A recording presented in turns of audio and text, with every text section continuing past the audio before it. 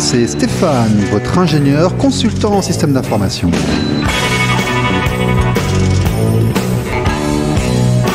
Bonjour, c'est RLP Business.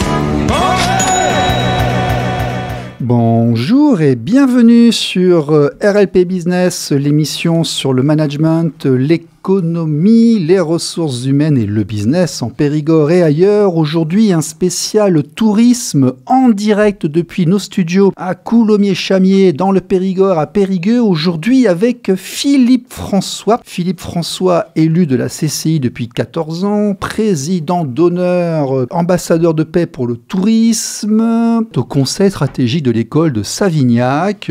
Il est aussi au service de prévention et de santé travail Corrèze Dordogne. Il a travaillé pour les Nations Unies. Nous allons parler tourisme, nous allons parler tourisme local, nous allons parler tourisme international. Philippe, bonjour, ça va bien ? Bonjour Stéphane, ravi d'être avec vous cet après-midi. Eh bien, c'est un plaisir partagé. On en parle tout de suite après l'actualité. Ne bougez pas, c'est la chronique de la semaine, c'est après ça.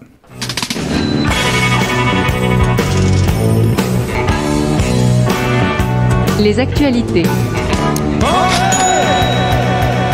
Alors, il a fait partie des secteurs les plus sinistrés durant le Covid, mais il est en train de se remettre en atteignant actuellement au niveau mondial autour de 97% de son niveau pré-pandémie. Avec plus de 270 millions de travailleurs, soit environ 8,2% de la manœuvre mondiale, le tourisme représente environ 3% du PIB mondial, soit autour de 3300 milliards de dollars américains. En 2023, les régions les plus performantes ont été le Moyen-Orient, l'Europe et l'Afrique.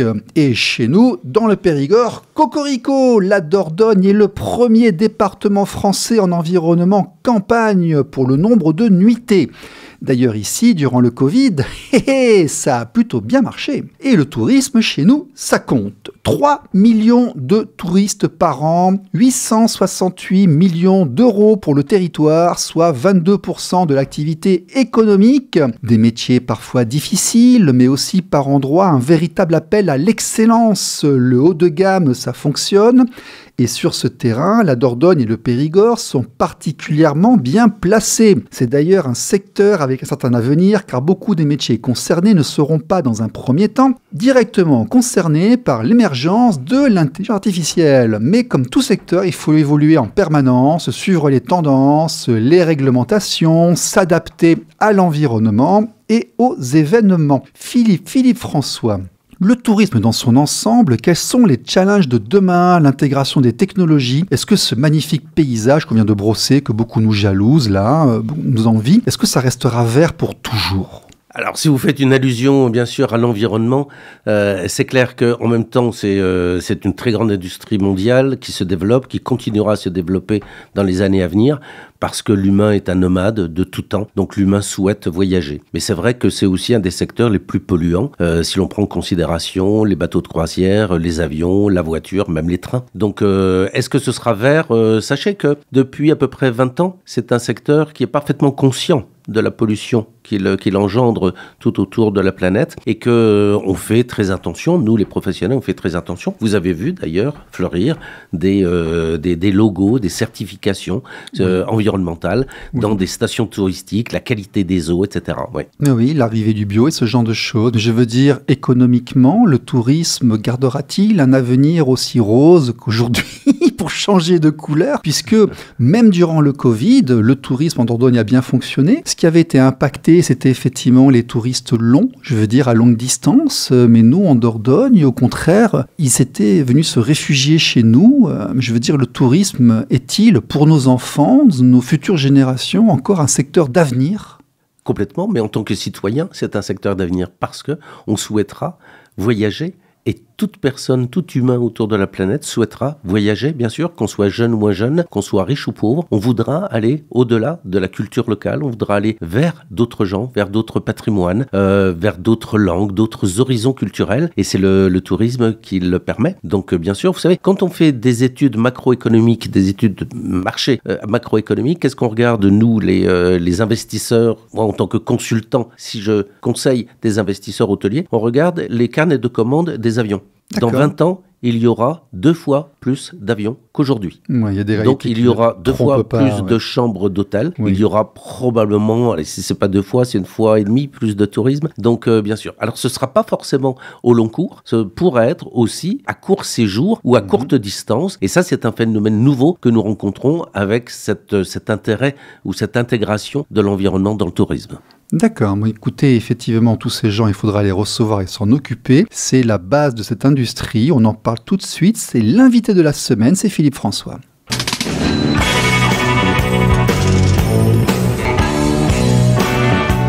L'invité de la semaine. Philippe François. Qui est Philippe François? Votre CV est trop long pour que je déroule tout ici à l'antenne, mais d'où vient cette vocation pour le tourisme? En fait, je suis né dans le Lorraine et j'étais destiné à faire... Oui. J'étais destiné à rentrer dans la sidérurgie lorraine où travaillait mon papa. Et donc, un jour, à 16 ans, ayant vu quelques restaurants, j'ai trouvé que c'était très, très chic, très sympa, passionnant. Et puis à 16 ans, je suis parti faire l'école hôtelière à Strasbourg. D'accord. Et puis ensuite, c'est comme ça que la vie se monte. On commence comme serveur, cuisinier. Un jour, on devient maître d'hôtel. Un jour, on devient sous-directeur. Un jour, on devient directeur, Vous faites partie de cette génération qui a gravi les échelons. Et donc, lorsque vous encadrez des gens, vous savez ce qu'ils font parce que vous l'avez fait. Oui. Effectivement, et ça c'est assez particulier dans notre profession et tout autour de la planète. Il est rare que si vous discutez avec un directeur d'un hôtel, il n'ait pas fait lui-même l'ensemble des échelons. C'est avoir été femme de chambre, avoir été plongeur, ça sert énormément pour comprendre la pénibilité au travail, mais pour comprendre aussi la culture. Le groupe femme de chambre n'a pas du tout la même culture que le groupe ou la brigade de cuisine, comme on dit. Et la crédibilité du manager. Oui, alors on pourrait le retrouver dans d'autres secteurs, mais c'est vrai que chez nous, par le système des écoles hôtelières, qui est connu depuis toujours, entre guillemets, c'est effectivement, on passe par l'école hôtelière, on occupe tous les postes, et puis petit à petit, on monte les échelons. D'accord, c'est étonnant, vous êtes lorrain, moi je suis franc-comtois, je suis né à Besançon. Vous avez débarqué comment en Dordogne? Alors ça, c'est après avoir été directeur d'hôtel, notamment dans le groupe Accor. Dernièrement, le dernier hôtel que je dirigeais était à Nottingham en Angleterre, c'était à 130 chambres, Novotel. Et puis j'ai voulu savoir ce qu'il y avait dans le bas du bilan, c'est-à-dire que qu'est-ce qu'on faisait avec l'argent de la marge brute que les établissements produisaient. Et donc j'ai eu l'opportunité de rentrer à la Chambre de commerce et d'industrie de Bordeaux, où je me suis retrouvé responsable du service hôtellerie et tourisme pour l'ensemble Bordeaux-Gironde à la Chambre de commerce. Et puis un jour, par le développement extraordinaire qu'il y avait à cette époque, on est dans les années 1980-85, les nouveaux types d'hôtels, les nouveaux types de restaurants, les nouveaux types de parcs d'attractions, de camping qu'il y avait néanmoins un acteur qui lui bougeait moins, c'était l'acteur de la formation. Et c'est comme ça que je proposais, à l'époque on travaillait beaucoup avec Jacques Chaban-Delmas, de créer une école nouvelle, d'un type nouveau, dans l'hôtellerie, la restauration, le tourisme. Ça ne s'est pas fait in fine à Bordeaux, puisque la Dordogne avait un projet d'école, mais n'avait pas le concept. Il voulait faire une école, mais n'en avait pas le concept. Et puis, voilà, les planètes se sont alignées. Et puis, on m'a demandé de venir créer cette école, non pas à Bordeaux, mais donc ici en Dordogne. Et c'est devenu ce qu'on a appelé, et ce qu'on appelle toujours aujourd'hui, 38 ans après, l'école de Sévignac. Oui, alors les étoiles se sont même très très bien alignées parce que vous avez travaillé pour les Nations Unies, vous avez travaillé pour la Commission européenne, vous avez été consultant de manière internationale. Comment est-ce qu'on passe de plongeur à consultant international dans le tourisme ? Ben justement, c'est par l'école, parce que l'école supérieure d'hôtellerie de Savignac, je l'ai créée et dirigée pendant 7 ans. Cette école a été connue.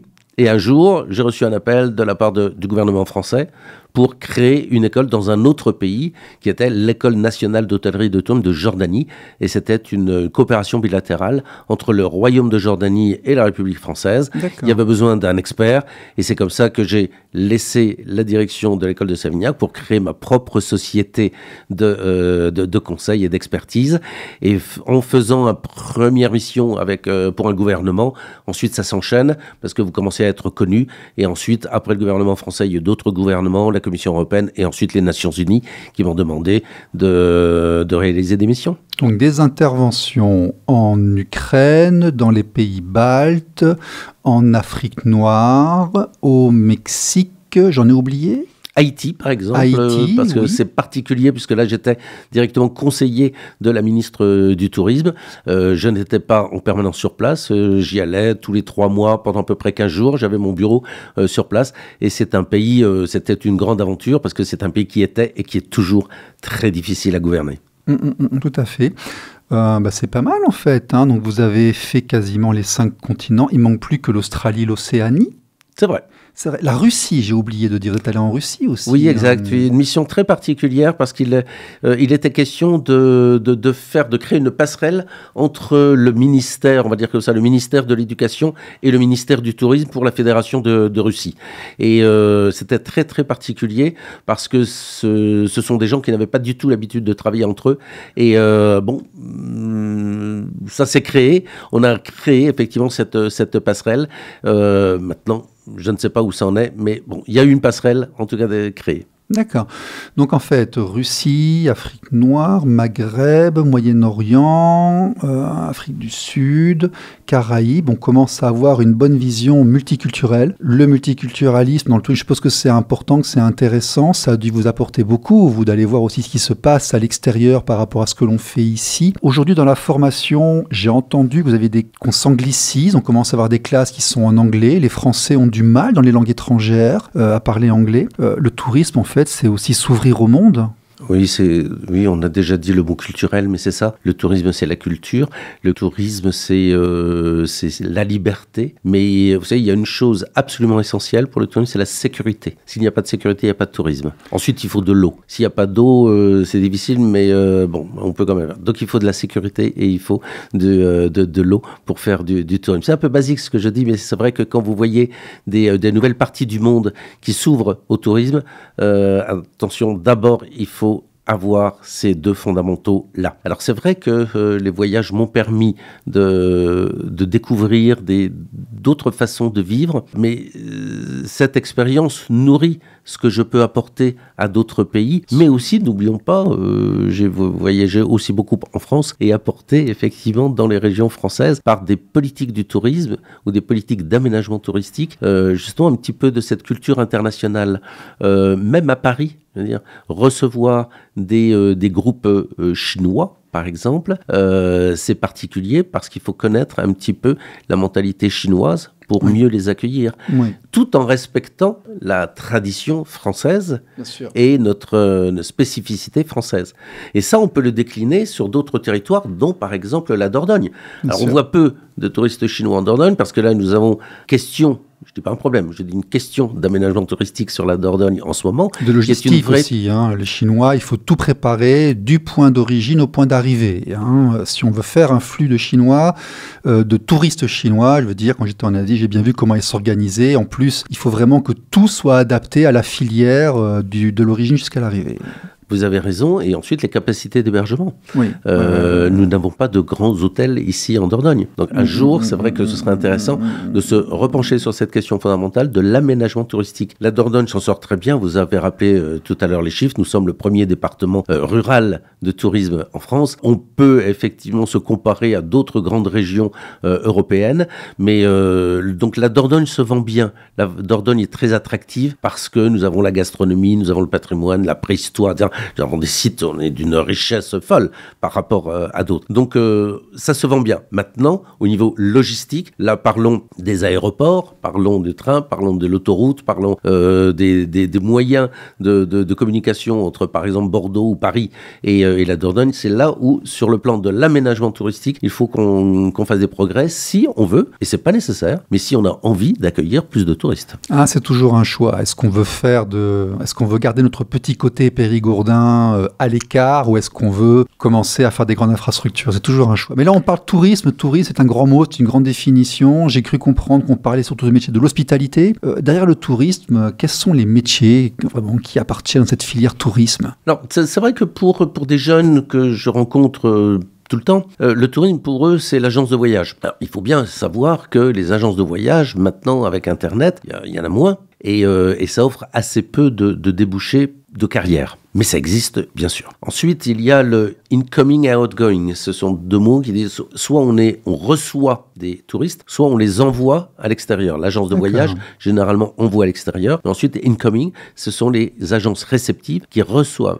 Là encore, peu d'emplois permanents, salariés, parce qu'il y a une saison en Dordogne. En revanche, ensuite, il y a l'hôtellerie. Je crois qu'ils font 80% en 3 mois, je crois, en Dordogne.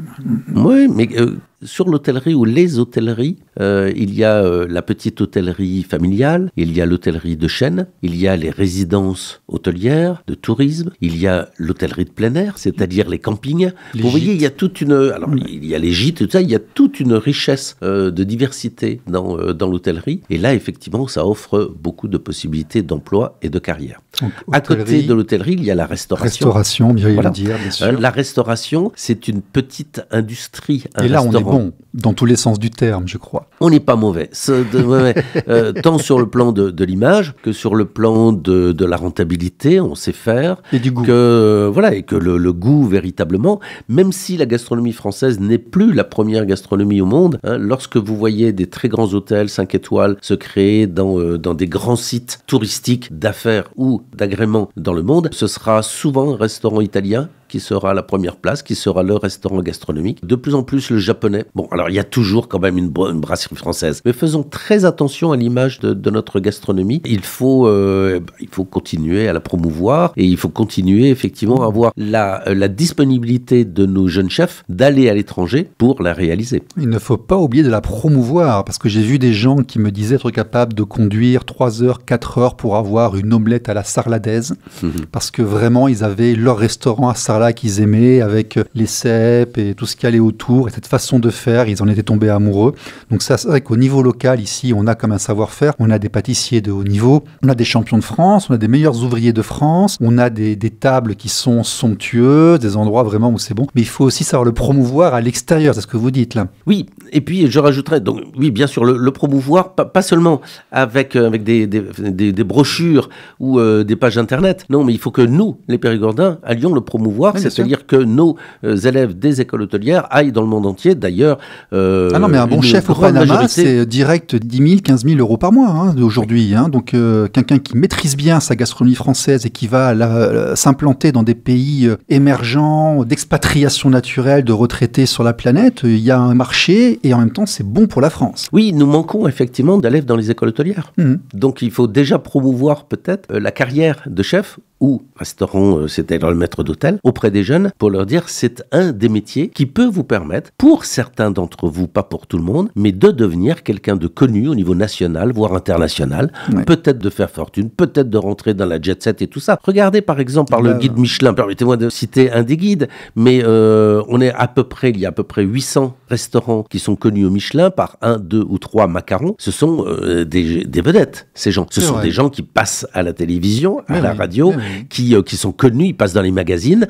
Je connais peu de métiers dans le bâtiment ou dans l'agriculture ou autres dans lesquels on peut devenir effectivement une vedette, avoir une notoriété. Dans les écoles hôtelières, c'est possible. Non, mais là on parle d'un secteur d'activité où si on est courageux, qu'on n'a pas peur de transpirer, on peut se faire sa place, on peut vraiment se faire son espace, son futur, son avenir, sans être remplacé par la machine à court terme. Il y a vraiment un espace. Alors, on va dire qu'en Dordogne, il y a 2 écoles, celle de Boulazac pour les métiers, on va dire, de mise en pratique fonctionnelle. Et votre grand projet, Philippe François, votre grand projet qui vous tient à cœur et que vous portez, c'est l'école de Savignac. Alors, parlez-nous un peu de cette école de Savignac. Qu'est-ce qui en fait la spécificité? Aujourd'hui, si vous deviez vendre l'école de Savignac, vous diriez quoi?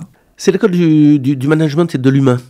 C'est cette confrontation, alors que c'est un beau mariage, c'est une belle alliance entre le management et l'humain. Un beau début, vous savez, ça. il y a, lorsque l'école s'est créée, donc 38 ans cette année, c'était la deuxième école en France à ce niveau, à Bac+5. La première école, encore une fois historiquement, était une école de management très axée sur l'économie, les finances, la gestion des actifs. Et lorsque nous avons créé la Chambre de commerce et le département de la Dordogne qui ont créé l'école de Savignac, là l'idée était plus d'aller vers le management et l'humain. On ne peut pas bien comprendre ce qu'est un hôtel ou un restaurant si on n'a pas cette notion un peu de générosité et d'équipe, de souhaiter faire équipe ensemble pour produire un service. C'est pas simple. C'est pas comme dans des métiers où on vend des choses matérielles. Là, on vend avant tout du bien-être, on vend du service, on vend presque un sourire. Et ça s'apprend. Et donc, à la création de l'école de Savignac, il faut savoir que s'il y avait bien sûr un gros bloc de management, il y avait aussi 40% du programme qui était focalisé sur les relations humaines. Comment comprendre l'autre, comment l'écouter, comment lui parler, comment le remercier.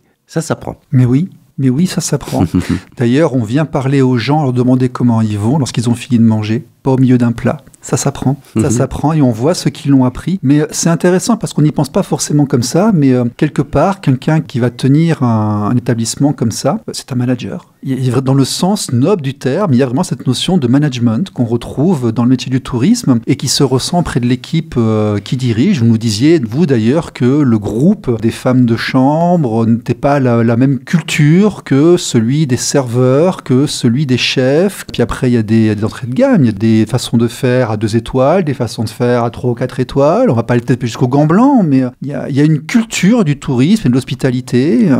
Comment on arrive à enseigner ça ? Par une volonté d'avoir des enseignants qui sont des professionnels, qui connaissent la culture du métier et qui sont passionnés. Et effectivement, l'architecture pédagogique d'une école comme Savignac est particulière. Le diplôme est un diplôme reconnu d'État, à niveau Bac+3 et à niveau Bac+5. Oui, donc il y a un bachelor et il y a un MBA. Voilà. Et ce diplôme, effectivement, fait tout le sens et la cohérence entre ces différents éléments humains, économiques, marketing, vente, puis nouvelles technologies, bien sûr. Et puis, au bout de 38 ans de service, l'école de Savignac, maintenant, se lance sur son développement. Et nous avons récemment donné l'information que l'école participe à la certification d'autres écoles en France et à l'étranger et vient de créer sa propre licence de marque. C'est un petit peu comme une franchise commerciale, mais licence de marque, et la première licence de marque de l'école de Savignac sera sur Ajaccio, sur la Corse, à l'ouverture de la rentrée prochaine. Ça s'appellera le campus Savignac Corsica. Oui, tout à fait. Une chronique qui passe sur RLP en ce moment. D'ailleurs, le responsable de l'école sera un de nos invités dans quelques semaines. Il nous parlera de cela parce que diriger l'école, c'est aussi déposer un diplôme avec un RNCP et donc avoir une propriété sur le diplôme lorsqu'on le commercialise et qu'on le fait effectuer ailleurs. On exploite aussi la marque et il nous parlera du modèle effectivement commercial, du business de l'école de Savignac. Oui, tout à fait. Et vous êtes donc au conseil stratégique de l'école de Savignac. L'école de Savignac, qui a une pépite locale de Dordogne, en fait, elle est amenée à se développer encore plus en France et à l'étranger. Oui, c'est la vie normale d'une école telle que celle-ci, qui a une forte... la marque est assez forte, la marque est connue dans la profession. Il y a 15 jours, nous avons reçu à Savignac-les-Églises une 60aine de patrons et DRH des grands groupes hôteliers et des grands palaces parisiens qui viennent chercher leurs futurs collaborateurs ici. Donc la marque est forte et donc nous avons des opportunités, nous avons des propositions qui sont faites par d'autres écoles ou par des pays ou des régions pour étendre cette expérience et cette expertise dans ces régions, dont la Corse, dont on vient de parler. Alors Philippe François, vous êtes aussi beaucoup plus que l'école de Savignac. Vous avez notamment rejoint la CCI depuis 14 ans. Qu'est-ce que vous faites à la CCI ? Oui, c'est un jour on est venu me demander si je voulais bien rentrer dans le collège des élus. La Chambre de commerce et d'industrie de la Dordogne regroupe à peu près 22 000 entreprises. Les 22 000 entreprises, tous les 5 ans, élisent 47 élus. Dans les 47 élus, ce qui est en fait l'Assemblée générale, il y a la même 10 personnes qui sont élues au bureau avec un président qui actuellement est Christophe Fauvel. Donc je suis au bureau de la Chambre de commerce dans ce mandat, c'est mon 3e mandat, et particulièrement chargé du tourisme et de l'école de Savignac. Christophe Fauvel qui lui aussi viendra nous voir, je crois que c'est fin janvier. On pourra lui poser d'ailleurs plein de questions sur l'économie locale. Vous êtes ambassadeur pour la paix, pour le tourisme. Oui, alors ça c'est un honneur qu'on m'a fait il y a quelques années.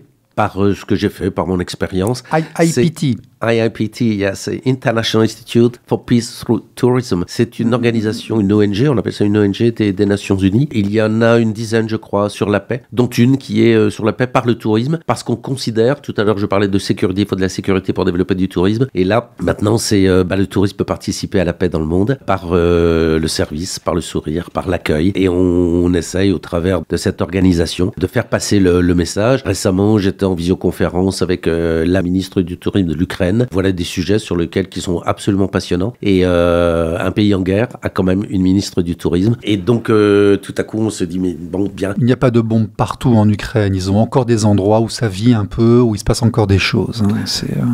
Sans aucun doute, sans aucun doute. Mais donc, par la sensibilisation des jeunes, comme quoi le tourisme peut être un outil de paix, et des moins jeunes, et par peut-être la manière d'être de nos hôteliers ou des directeurs de stations touristiques, ou par les messages que nous passons, surtout les documents de promotion, les sites internet, on peut faire passer ce message de paix. Tout à l'heure, en début d'entretien, on disait l'humain est un nomade et sera toujours un nomade. Et dans ce nomadisme, il faut retrouver tous les clés de la paix. C'est-à-dire, si on va voir l'autre, c'est un message de paix. Si on reçoit quelqu'un, c'est un message de paix. Et c'est là où entre en ligne de compte cette mission que j'ai d'ambassadeur de paix par le tourisme. Oui, parce que finalement, quand on y réfléchit, le tourisme, c'est brasser des populations, c'est la découverte de l'autre. Et quand ça se passe bien, qu'on y retire du plaisir quelque part, eh bien, c'est bon pour tout le monde parce qu'on découvre notre culture, on devient ami avec des gens d'ailleurs et donc quelque part on fait la paix. Oui, vous regardez les gens qui voyagent beaucoup et les grands voyageurs, ce sont très souvent des gens qui sont eux-mêmes des agents de paix parce qu'ils ont compris que un Namibien est différent d'un Finlandais, qui est différent d'un Chinois.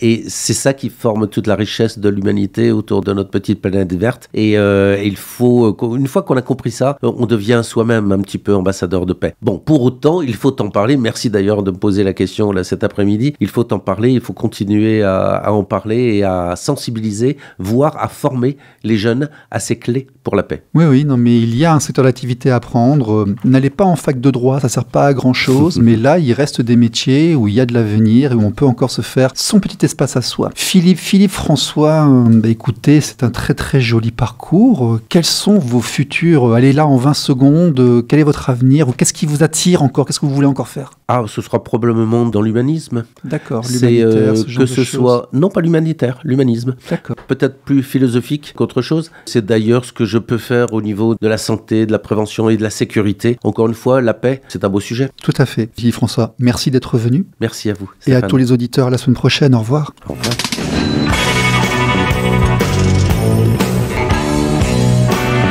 RLP Business. RLP. Radio libre en Périgord.